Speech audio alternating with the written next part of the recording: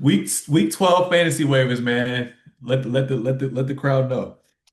So unfortunately, actually, I last week I think I gave the Falcons defense.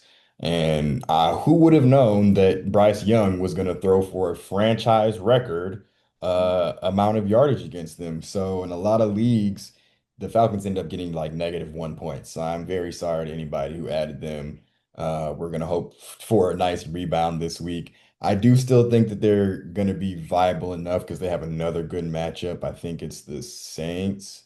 Um, but I know, yeah, they have a good matchup. So, but that's not my pick. This week Okay. I have the Jags and the Browns. The Jags are playing the Cardinals, which I don't fully trust Jacoby Brissett. I think that at least he's going to give up the ball a couple of times, which will be good for your points. And then the Browns are playing Vegas, and if they just demolished Lamar the way that they did, which they lost the game, but their defense still was one of the top defenses in terms of points this last week. So I definitely think that as we were talking about Geno, he's bound to give the ball up or at least take a couple of sacks. So I think they're good picks. Michael Wilson from the Cardinals.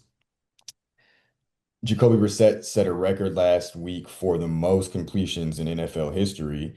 A lot of that being because they had no run game and they were down for most of the game, so he was letting that bitch fly. And with Marvin Harrison out, Michael Wilson was the main beneficiary. Not sure if Marvin Harrison is going to be playing this week, but even if not, if they're going to have to throw the ball as much as they did last week, then there's room for more than one wide receiver to shine. And then lastly is another well, it's not a lastly is Emmanuel Wilson for the Packers. It looks like Mm, Josh Jacobs might be missing this week. mm. So there's still he's still questionable right now, but he's trending towards not playing. So Emmanuel Wilson in he spent like half of the game, I think, as the main back after Josh Jacobs went out last week and he had 11 carries for 40 yards and a touchdown. So it looks like, if he gets a full game, he at least will be an admirable stand-in.